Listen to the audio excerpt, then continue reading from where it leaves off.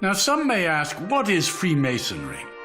Now, you can listen to me or not, but I believe it's simple. Freemasonry is the very measure of a man. Look in every city and town in America, and you'll see, right out in the open, a building adorned with the square and compasses. Think for a moment.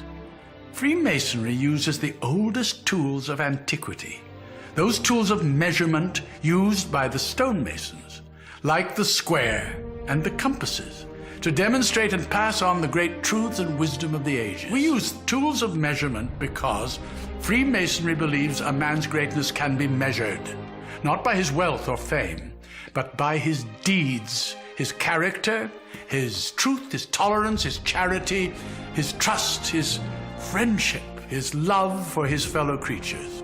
It's been said that human happiness comes from the smallest of improvements. So he that can effect positive change, even by a simple kindness, adds wealth to the common stock of humanity. Freemasonry therefore believes greatness can be seen in a man's positive effect in the world, and that to do good is the best way to glorify God. Where the roots of Freemasonry began, no one can say for certain. They're hidden in antiquity, and perhaps that is best, at least for me.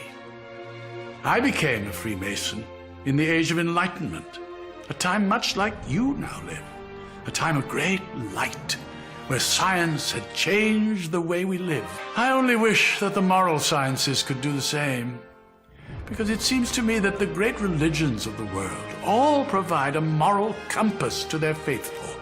And while each man must wrestle in private with his personal relationship with God, Freemasonry offers an ecumenical brotherhood, a fraternity composed of men of all religions, founded on the practice of the great moral and social virtues.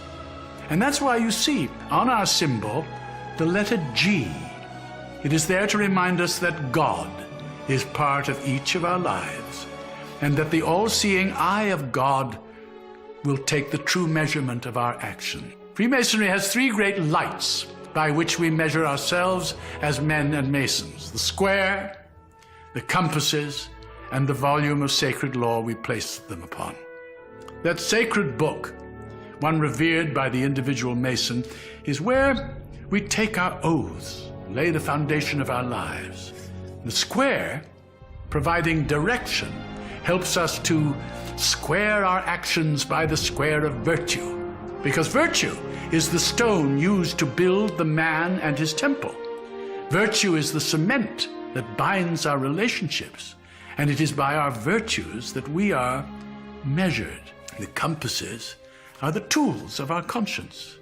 We learn by the compasses to circumscribe our desires and keep our passions within due bounds with all mankind.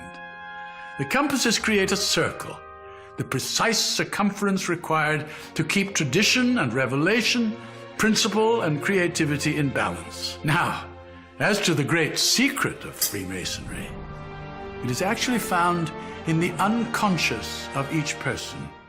It is discovered by each individual for himself, Mason or not, as he comes to know himself and finds the road that takes him to his city. Because the real secret of Freemasonry is finding out who you are.